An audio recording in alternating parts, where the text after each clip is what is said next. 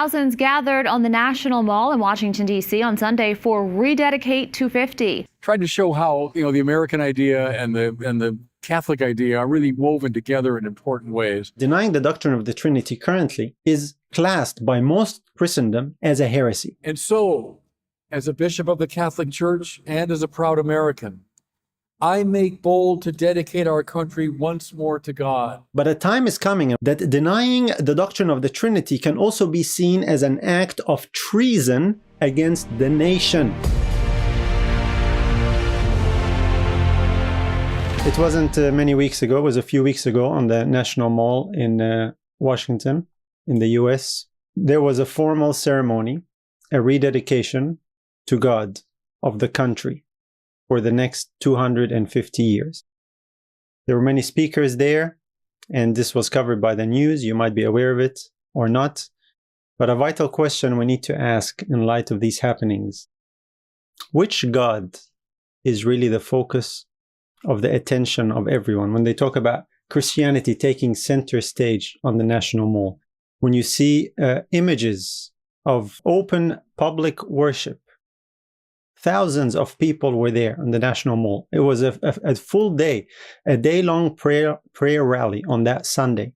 And it was supposed to be a rededication of the country as one nation under God. This, of course, was part of the lead up to the 250-year celebration of America on July 4th. Interestingly enough. How appropriate. We're living in those times right now. Freedom 250. The news reported on this with mixed reviews, so to speak. Crowds packed into Washington's National Mall for prayer rally. You see images like that, and it's quite heartwarming and touching for some people, especially that it has such strong Christian flavor. And so the Christian nationalists in America are rejoicing at such events. There is great momentum happening. We want to examine this, and we want to examine it very closely. Trump allies lead thousands in prayer to rededicate America to God on National Mall. Interesting, a rededication to God. The speakers were largely advanced ideas that the U.S. has a religious and particularly Christian founding, that its future success depends on prayer.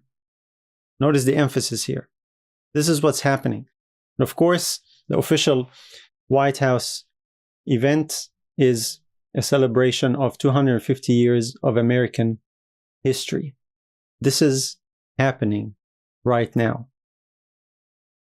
This is very relevant for us, and it matters to us to pay attention, because the issue of worship now is moving from the realm of church and personal conviction, and it's moving into the realm of politics.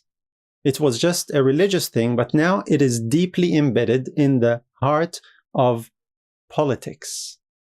Speakers are government officials leading the nation in prayer rallies to rededicate the nation to God. Sounds amazing. Sounds good. This is prophetic. And the news, prophetically speaking, is actually not very good. We always said prophecy talks about things that will be happening coming soon, but I have news for you. It's actually happening right now. This is current news. This is current prophecy being fulfilled. This is a very deep and serious matter, a matter of worship. And the question I want to ask, I want to keep bringing this question up, is a question of which God is this really? Which God is this all about? Because this is the question that is not being asked, and this is the point that is not getting as much attention. Worship is not to be in the realm of the state to dictate or to delegate. It is not even in the realm of the church to do so. It is a personal matter. The president doesn't do it, the pastor doesn't do it. It is personal. So what is really going on? This examination today will look at prophecy, we will look at history, and then we will look at what is relevant for us to do in answering this question of which God it is. We'll examine a number of things, but from a perspective that is actually rarely covered. It might be on the news somewhat, but it doesn't get much attention in the church. So we need to answer this question of which God as we look at the history of it. All too often, our prophetic attention is locked on one particular scenario, and that's the scenario of when worship will be enforced, particularly the day. Is it going to be Sunday law yet? Is this the Sunday law foreshadowing? Is the Sunday law around the corner? Sabbath versus Sunday. This is most people's prophetic outlook or view. And sadly, while everybody's watching the calendar looking for which day is going to get enforced, the identity of the God that is worshipped is largely missed. That's what most people are not watching. Now, we've covered this in a number of studies prior when we talked about the deeper aspects of the mark of the beast and how it doesn't just relate to a day. We'll cover a little bit of that ground, but I just want to build on that as well. I want to keep it here in context as we go forward, because rather than repeating, we want to look at what we have learned and see how it helps us understand what is actually going on around us. We will look at what is taking place in the world prophetically, politically, and now applying it personally. The issue of the mark of the beast and the issue of the seal of God has to do with who is worshipped, more so than on which day or what calendar issue is happening. This is the key. Time and again, we see it in the Bible. This event and what we see in the news that we're referring to here, what happened on the mall in May, just a few weeks ago, it raises some questions, and perhaps it can remind you of some things that we've seen in the Bible already. It's a story that once we connect it, you will see it very clearly. We'll go to it in the Bible. And it's a story and a passage and a chapter in the Bible, in a prophetic book, and it's in the book of Daniel, particularly Daniel chapter 3. I'll put the image here, and as soon as I put the image, you'll know the story, what story we're talking about. But notice now the similarities, and notice the fulfillment of these prophetic stories that we see. When a nation dedicates itself before God, to recommit before God in such a public manner, we need to ask the question about which God it is. In Daniel chapter 3, we have the story of King Nebuchadnezzar, who established an image, and he had a service or a ceremony of dedication as well. And it was all about the God that is being worshipped. Now, this is a detail in the story, and just because it's a familiar story, I don't want you to tune out, because for many years in this familiar story, I missed the whole point of the image and what Daniel 3 was really all about. Daniel 3 was about something that most people don't talk about. The focus is on the image, the 3 Hebrew boys not bowing, being faithful to God, they're delivered, that's fantastic. But there is a particular point, a point of worship in this story that is exactly relevant to what is going on today. Let's read it with all that intro. Let's read it and see what we can learn. Here it is, Daniel 3 verse 2. Then Nebuchadnezzar the king sent together the princes, the governors, and the captains, the judges, the treasurers, the counselors, the sheriffs, and all the rulers of the provinces to come to the dedication of the image which Nebuchadnezzar the king had set up. Notice this word here, dedication. It appears again in the next verse, verse 2 and verse 3. It talks about dedication. This is a state ceremony of dedication. Government officials, music, a national moment of dedication. Keep in mind, the event we just saw in the news was called a rededication. Rededication 250. It's a jubilee of prayer, praise, and thanksgiving for America. Now, we're familiar with the story and what happened in the story, because the 3 Hebrew boys, of course, they refused to bow down to the image. They say they will not worship any other god but their own, and the king threatens them, if you don't worship the image, you will be killed. You'll be thrown in the fire. Now notice again the language here, and notice the issue. Here's Daniel 3:15. The king says, "Now if ye be ready, that at what time ye hear the sound of music," and he lists all the musical instruments there, "you fall down and worship the image which I have made well. But if you worship not, ye shall be cast the same hour into the midst of a burning fiery furnace. And who is that God that shall deliver you out of my hands? You see the king's question here. He's not asking them about which day they keep. The issue is not when do you worship. The issue is which God. And the challenge here is very clear. The issue is about worshiping the God of Babylon. And King Nebuchadnezzar says, who is the God that will deliver you out of my hand? This is a challenge and a showdown of gods. The worship of gods. Which God will you worship? This is the issue in the last days that we see in the book of Revelation. Now, this is a statement issued by the ruler at the time, by the king. This is from the throne. The Hebrew boys talk about their God whom they serve, and they said that he would deliver them. They knew exactly who they worshipped. And they knew that long before this event, long before the threat of the furnace, they had settled in their hearts who they would be faithful and loyal to. This was the showdown. Now here's the thing where I was talking about the whole point of this event was more than just the idol or the statue. Here is what followed after. As we know the details, the Hebrew boys are thrown in the fire. They are delivered miraculously. The Son of God himself delivers them, much to the shock and surprise of the king and the whole nation. And here is the result. And it shows us the whole point of this story. Daniel 3:28 says, Then Nebuchadnezzar spake and said, Blessed be the God of Shadrach, Meshach, and Abednego, who hath sent his angel and delivered his servants that trusted in him, and have changed the king's word, and yielded their bodies, that they might not serve nor worship any god except their own God. There it is, very clearly.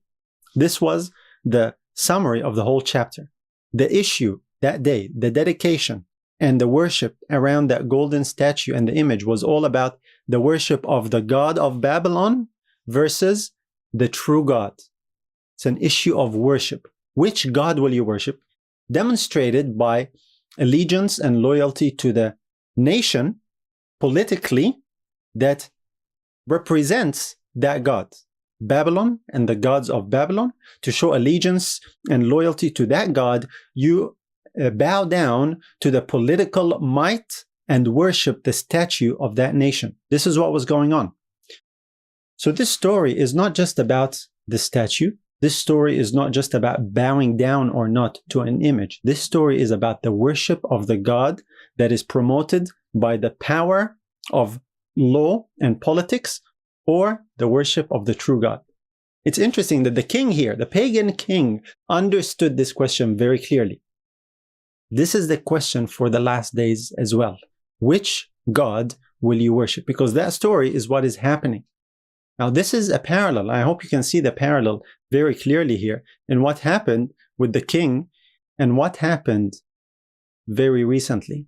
The Freedom 250 was all about Rededicate 250, a national jubilee of prayer, praise, and thanksgiving.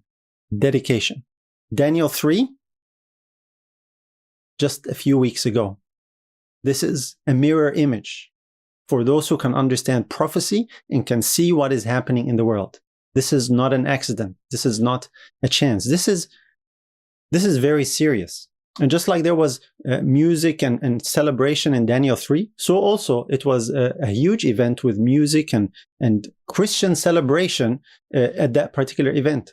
And just like all the officials were invited in Daniel 3, so also all manner of officials, including video address from the president and the vice president himself, and a whole host of other officials and pastors and bishops and all kinds of people present at that event.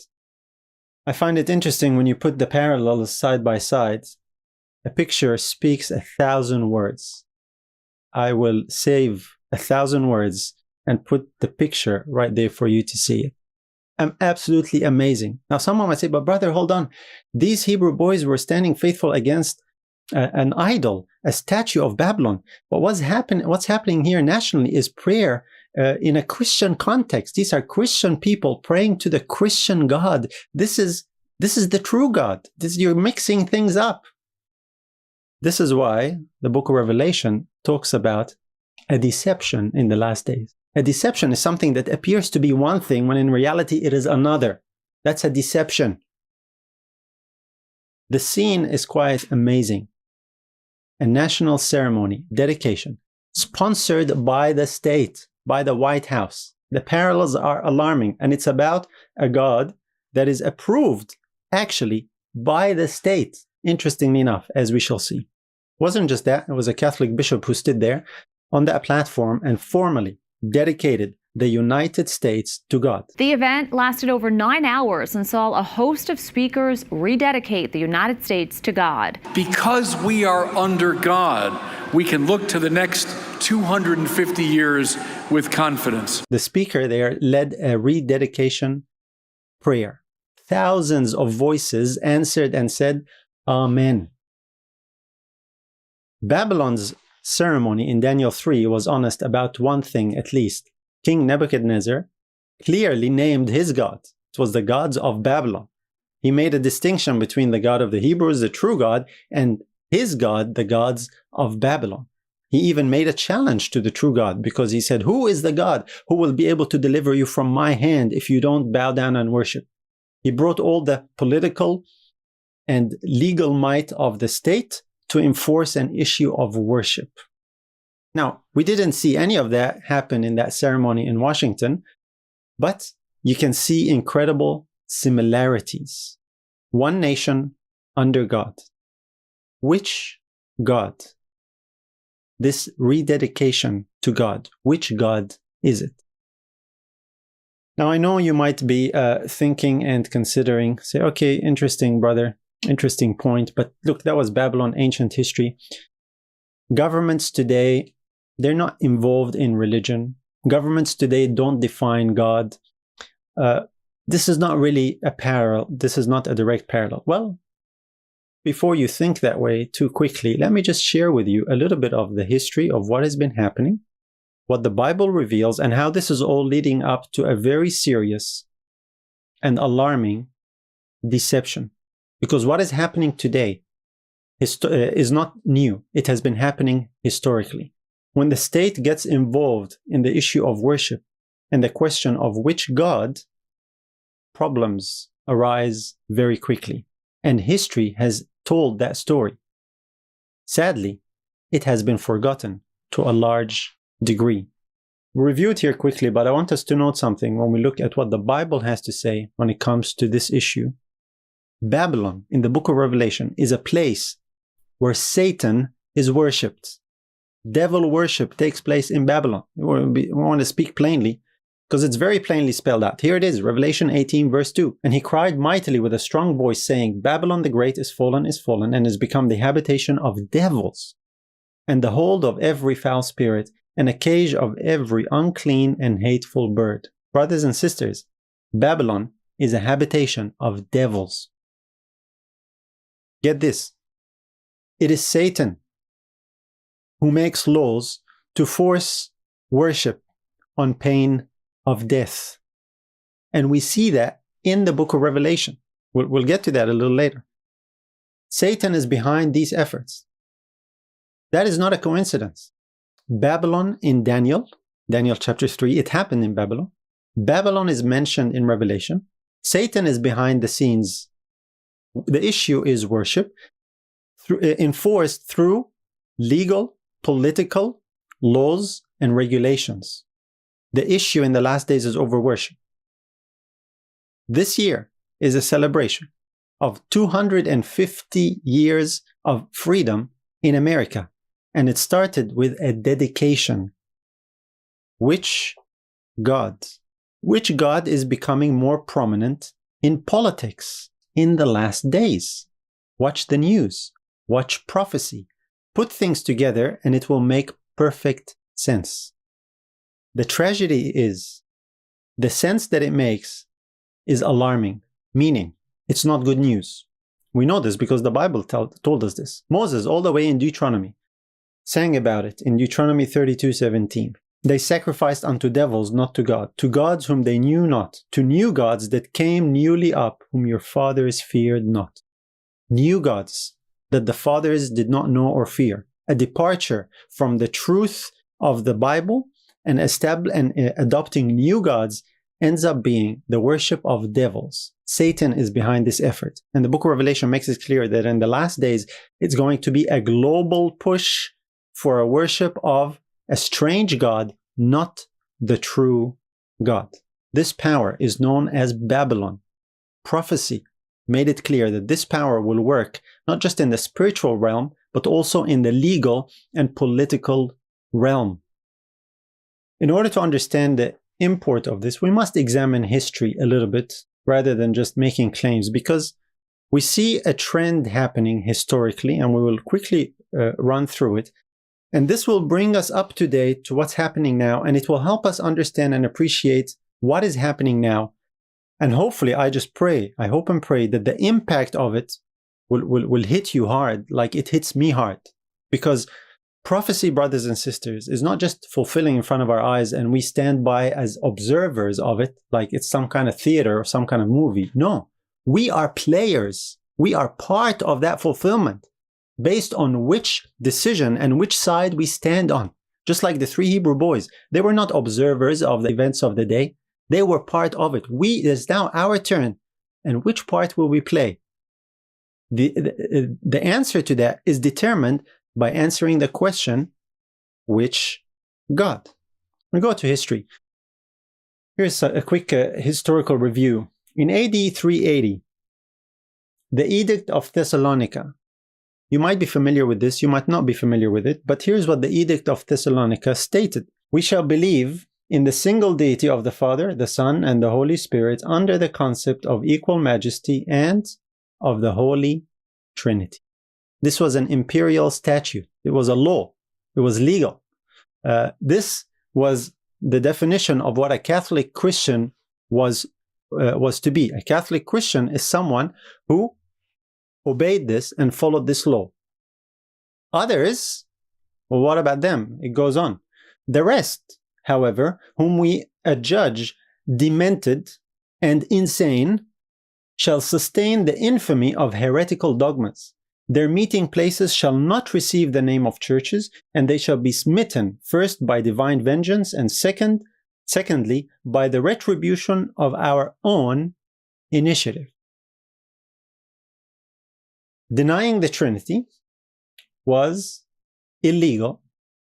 You were deemed demented and insane, and not just divine vengeance, but also the vengeance of the political might of the empire would land upon your sorry head if you dared to deny the Trinity. Here it is, a Trinity statute. Rome. No coincidence. This is not my interpretation, by the way. This is not my opinion of the matter. This is the legal text of what happened. Now, this is not the only place, because we trace this through history. And notice the focus and the emphasis here. The concern was which God is worshipped and recognized, and what would happen to those who would deny the God that is recognized by the political power. In 1539, we have the story of this Polish lady, Katarzyna Wilglowa, 1539, Krakow, Poland.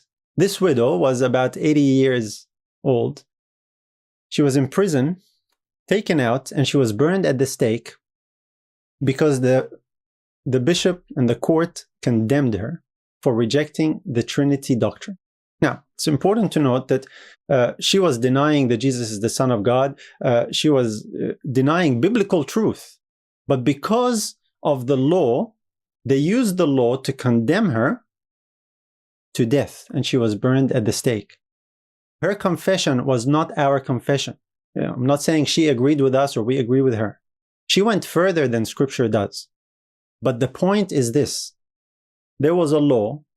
The punishment was death by fire because she gave the wrong answer when it came to the Trinity question. It was a denial of the Trinity. Another case in Geneva, 1553, Michael Servetus. This is now Protestant Geneva, not Rome. But this man was found guilty of heresy because of his views on the Trinity and baptism. What happened to him? He was burned at the stake. He was hunted by Rome. Geneva burned him at the stake. It was all about the question of the Trinity. He dared to deny the Trinity.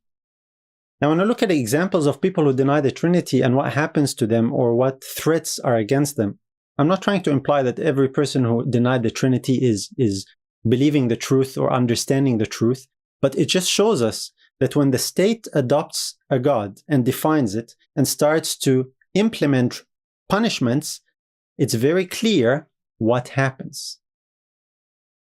Moving down through the stream of time, here is the England, 1689. This is the Toleration Act. And it's very interesting in this Toleration Act, all about this Anglican component of history. Any person, it says, that shall deny in his preaching or writing the doctrine of the blessed Trinity. Beware. If you deny the Trinity in preaching or in writing, wow, okay, here this is really close to home. This is talking about us. The danger is this is what would be intolerable. So the statute that has to do with toleration, an act of toleration, the tolerance is for all kinds of differences except one. There is intolerance when it comes to denying in preaching or in writing the doctrine of the blessed Trinity. Interesting. Now let's come a little bit closer to home. Let's land on American soil now as we come down through the stream of time. American soil, this is now Maryland. 1649, this is the Maryland Toleration Act. And the Maryland Toleration Act tolerates a lot of things except one particular thing. Here it is. Deny the Holy Trinity, the Father, Son, and Holy Ghost, or the Godhead of any of the said three persons of the Trinity. It basically says if anyone denies the doctrine of the Trinity, something would happen. What would happen? Here it is. Shall be punished with death and confiscation or forfeiture of all his or her lands and goods. This is not ancient history now anymore. This is not Babylon, but it sounds like Babylon. Because guess what? King Nebuchadnezzar said, if you don't worship, you will be killed, and your house, your belongings, your goods will be utterly destroyed. The same thing is happening. The crime is denying the Trinity. Now, this is in America. This is in a law with the word toleration written in it, interestingly enough. But it doesn't stop there. It goes on. There's another document, and this document is of great interest too, because this one is the Treaty of Paris, 1783. The war ends, independence is won in America. The American famous fathers, Franklin, Adams, and others, they signed this peace treaty with Britain. This peace treaty is the definitive peace treaty, and this is the document really that established America. This sealed America's place among the nations. And the original of it is somewhere there in the archives where people can go and look at it. Here is the opening line of this Treaty of Paris, this peace treaty, the treaty which serves as the birthday treaty of America. And it's right there. You can read it if you see that dedication there, but here it is. In the name of the most holy and undivided Trinity. Think about this. America's independence was sealed on paper in the name of the Trinity. Many people don't know that. I didn't know that for a long time. Many Americans in school, they're never shown this or told this. This is the God of the nation on paper, legally. You can go look at that. You can check it, verify it. So I want you to think about this now. When they say, rededicate the USA to God, you now know which God is being spoken about. Now someone might say, hold on, brother. This defining which God can never come to America because America has a separation of church and state. This is a religious matter. This is a little bit too much. It's not so foreign to America. It's not so far-fetched. It's right there in the founding documents. History proves it, and we have a long train of historical record when it comes to this issue. And it's parallel to what happened in Babylon, in Daniel 3, and it's what the book of Revelation says will happen. death penalties attached to denying the Trinity. This is a serious matter. Which God is a question that's been answered on file already in America. Is this file closed and done with, or is it still ongoing? That's the question. What's happening and the buildup in the US and ultimately which will impact the world has to do with a resurgence of certain historical elements that the Bible prophetically warns will result in grave danger and deception to the world. It will look as one thing, but in reality it will be something else. The fact that there are laws that if you speak against the Trinity you will be killed or imprisoned or your goods will be confiscated goes to show you what this is about. This is something that needs to be protected by law and by punishment from the state. Again, people might doubt this and say, no, this is all long gone. This is not really relevant now. Remember, this is current news. This is only a few weeks ago when thousands flocked to the National Mall in DC for a prayer rally. They were praying to God. Which God? That's the question that really needs to be answered. This is not ancient history anymore. This is prophecy, brothers and sisters. This is now, this is current. As things have been happening over the past few years, the old pattern in history that we saw is repeating, and it's repeating in a dangerous way. Let me put all these final pieces together as we see how this relates to us. Because so many times people focus on the day. And I'm told many times, look, you shouldn't talk about God and the God that's worshipped. Just talk about the day, Sabbath, Sunday. That's all we need to focus about. Guess what? When it comes to the government and when it comes to how the nation is operating, they're not shy in talking about the God. They're not just talking about which day. They're not just focusing on the day. They're focusing on which God, because the issue is an issue of worship. And Satan knows very well it's about worship to which God. Notice Revelation again. Chapter 13, verses 11 and 12. And I beheld another beast coming up out of the earth, and he had 2 horns like a lamb, and he spake as a dragon. And he exerciseth all the power of the first beast before him, and causeth the earth and them which dwell therein to worship the first beast whose deadly wound was healed. Prophetically, this is talking about the might of the United States, and talking about how it will enforce the worship of the first beast, the Catholic Roman system. We know which God is worshipped there.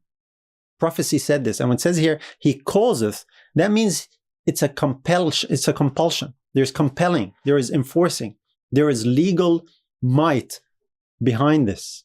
This lamb-like power, which ends up speaking as a dragon, this is the prophecy of enforced worship. Most of us have understood this to relate only to which day of worship it will be. I have news for you. If you limit it to that only, you will be part of those who will be deceived. You cannot limit the issue to just which day. It includes which God, time and again, all the way from Babylon in Daniel 3, down through history, and the same thing will be in the book of Revelation. So the book of Revelation is not going to depart from everything that's been said before in the book of Daniel, and it'll be, this time it's just about the day. It wasn't just about the day, and it wasn't just about the idol on the plain of Dura in Babylon with the 3 Hebrew boys. It was about which God, their God or the gods of Babylon. And so when the book of Revelation refers to Babylon again and refers to these powers and enforced worship, then it's talking about the same thing. Beware. Which God will have your allegiance? Beware of the popular God that the state promotes and endorses. The story of Daniel 3 teaches us that very, very clearly. The book of Revelation also tells us that this power will have the political support of other nations and powers. They all have one mind. They give their power and strength to the beast. There's a lot that is going on. But it doesn't stop there. Here is some current news. I'd like to see the nation be a Christian nation. I'd like to see the world be a Christian world. Doug Wilson, you might know who that is. You might not know who that is. Let me see what he says first, and then we'll tell you a little bit about him. He says he believes the government should adopt the Apostles' Creed. Well, who's Doug Wilson? Simply put, he's an American Christian nationalist. He's a Christian. He believes in the need for the nation to adopt Christian principles. Christian nationalist. He's a writer. He is very influential in America, publishes books and material. But this is what he proposes. The Apostles' Creed adopted by the government. Now, guess what? Without getting into too much detail, the Apostles' Creed, what the Apostles' Creed is all about, it's part of the Nicene Creed or an evolution of the Nicene Creed and the Apostles' Creed. They pretty much say the same thing. When it comes to God, it's all about the Trinity God. That's what it is, plain and simple. No surprise, because that's the exact same Trinity that we have seen down through history. The Apostles' Creed is all about Father, Son, and Holy Spirit. Almost every denomination adopts it and subscribes to it. It's all about the Trinity. The thing is this, for churches to get involved with the Apostles' Creed and adopt it or not is one thing. But when there is a push for the government to adopt a creed, beware. In other words, the Trinity could become an issue to be discussed in the legislative halls of the nation. It's proposed as a definition for the nation itself. Well, guess what? It's not just a proposal. We've already seen it in some of the historical documents of the nation. And just some weeks ago, there was a rededication ceremony, 250, freedom, to rededicate America to God. And the question we keep asking, which God? Can you discern and understand what is going on? It's a serious matter. It's a very serious matter. Now, I don't want to be an alarmist here. I want to be a realist. A lot of the things that I'm talking about are not implemented yet when it comes to laws enforcing this, punishments against denying this. We saw it in history, but currently, as things stand now, we don't have this. But what I'm sharing with you, brothers and sisters, is a very real and alarming scenario. It's a scenario that is shaping up and that is happening with the Christian nationalist push on the rise in America, with the potential next president of possibly being the current vice president, who is a Roman Catholic, that's J.D. Vance. There is a scenario that is shaping up that matches with prophecy and history, and therefore, as Bible students, we ought to pay attention. Not only we ought to pay attention, we ought to make sure that we are settled in our understanding and in our loyalty as the three Hebrew boys were settled, and also to do what we can to alert and warn others, because this is a deception. Denying the doctrine of the Trinity, there is a very real scenario here where denying the doctrine of the Trinity currently is classed by most Christendom as a heresy.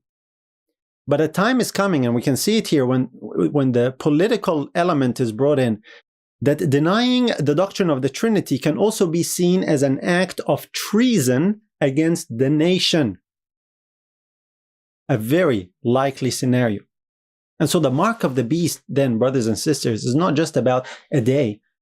It's about who you worship. And guess what? The God whose worship gets enforced by law is the wrong God according to the book of Revelation. Are you seeing the picture here? And then, in light of all of this, I have people tell me, why am I talking about this topic? Brother, why do you go on about this topic? You should talk about other topics. This is the topic of the book of Revelation. This is why we talk about it. It's about worship. Which God will you worship? That's the whole point of the entire Bible. That's the whole point of the great controversy. Some of you will remember a statement by the author Ellen White, predicting that a time will come when Protestantism will stretch the hand across the gulf and grasp the hand of the Roman power, and the principles of the American Constitution will be repudiated to enforce papal delusions. Isn't that interesting?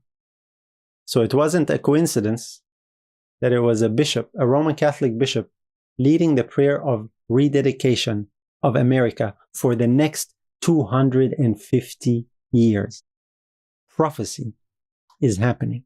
To commemorate this momentous anniversary, boy, am I grateful that we bishops in the United States intend to consecrate the United States of America to the most sacred heart of Jesus on June 12th of this year. May God bless all of you. May he continue to bless America, our great nation, for the next 250 years. Prophecy is happening. But the question really comes back to the same thing we're talking about on and on. Which God will it be? Which God will it be for you? I want to share a couple of verses here to make the application for us personally and how we will go. We looked at the history of how things went. We looked at biblically what happened in Daniel 3 and in Babylon. We looked at down through the stream of history how governments got involved with making laws when it comes to God and the result of that, and the people who suffered as a result of that. And now we're seeing the agitation and the movement that is happening in the nation of America on the year of celebrating 250 years of freedom. Here's what we can do. John 17:3. And this is life eternal, that they might know thee, the only true God, and Jesus Christ whom thou hast sent. Here's how you can act on what we are sharing. Get to know the true God and his Son. This is not a Trinity. This is what eternal life is all about. Be settled in your heart through prayer on your knees, while it is still a question that is not enforced by law. Because guess what? These three Hebrew boys, they did not decide that day to be loyal to God instead of worshiping the gods of Babylon. No, this was something that they had established and settled on. They had a relationship with God. They knew the God they worshipped long before the crisis hit. That's why they were able to stand in the face of the crisis. So now is our time. Get to know the God you worship. Know the Father and Son. This is life eternal. When you know them, you will be able to stand through the crisis. This is the testimony we are able that we should be able to give, just like Joshua did in Joshua 24:15. You're familiar with this. He said, "And if it seem evil unto you to serve the Lord, choose you this day whom you will serve. But as for me and my house, we will serve the Lord." Now we know which Lord he's talking about here. He's talking about the true God. He's talking about the God of heaven and earth. He's talking about the Father of Jesus Christ. And eternal life is to know the Father and his Son, and that's it. There are people, brothers and sisters, out there who don't know this. And just like Joshua issued that challenge and that appeal to the people, our job is to not just be personally settled in the matter for ourselves, but our job is also to invite others to choose who they will worship. We can lead by example, as Joshua said here. But people need to make an informed decision. Someone you love, someone you know, is looking at the things that are happening in the world without understanding what they mean. Actually, many people in America are very happy that the nation is taking a very decided Christian flavor now. There are many Christians who are very happy at a rededication of America to God for the next 250 years. People we know don't understand that prophecy is fulfilling. You have a job to do, not just personally for yourself to know the truth, to be able to share with others, sit with them, invite them, study with them, one-on-one, visit them, whatever it is. Share the truth with others, because this is what is happening in the world. The blessing and the benefit of this ultimately really is what we see in the story of Daniel chapter 3 as well. This is yours when you settle into the truth of the matter. Here's the experience they had. I want to share it with you. Daniel 3:25, this is what happened. He answered and said, "Lo, I see 4 men loose, walking in the midst of the fire, and they have no hurt, and the form of the 4th is like the Son of God." These 3 Hebrew boys, they had the deliverance from the Son of God himself. Why? They were settled. They stood firm for the truth. They sailed through the crisis. God performed a miracle for them. This is our experience. This is something that can happen for us. The Son of God in the fire with us. How will that happen? When we stand firm and true from today. This is the blessing. This is the promise. This is the benefit. There is no proclamation or law that can destroy that. Look at King Nebuchadnezzar. He threatens, says, "Which God will be able to deliver you?" God delivered them. A worship, brothers and sisters, and a relationship with the true God that results in this experience. This can be ours. This came to the attention of the entire nation. As a matter of fact, after this, Nebuchadnezzar went too far the other way. He issued an edict to enforce the worship of the true God. Again, a problem. But this is how publicly recognized this deliverance was. The king recognized it. The nation recognized it. This is what is ours when we stand true to God. So know your God now. Because when the whole world is asked which God they will worship, you will then not need time to think under pressure when the crisis hits. This is my challenge to you, brothers and sisters. This is my appeal. Get to know God now in the time of peace. It's still a time of peace. Share the truth with others while we still can, so that you can be settled. So when the crisis comes, you'll not be scampering around wondering what to do, where to go, what does it mean, which one, which side, majority, safety, what does the church say, what does the pastor say? None of that. You will be settled in knowing the Father and His only begotten Son. And you will get to experience incredible deliverance through the direct intervention of the Son of God in the face of Babylon and the fire of Babylon. This is for us. Will you take that challenge? Will you make that application? This is my prayer for you today. Check this video right here to gain even more insights and to take your study to the next level and strengthen your faith. Click right here and join me at the Bible Academy. I'll see you there.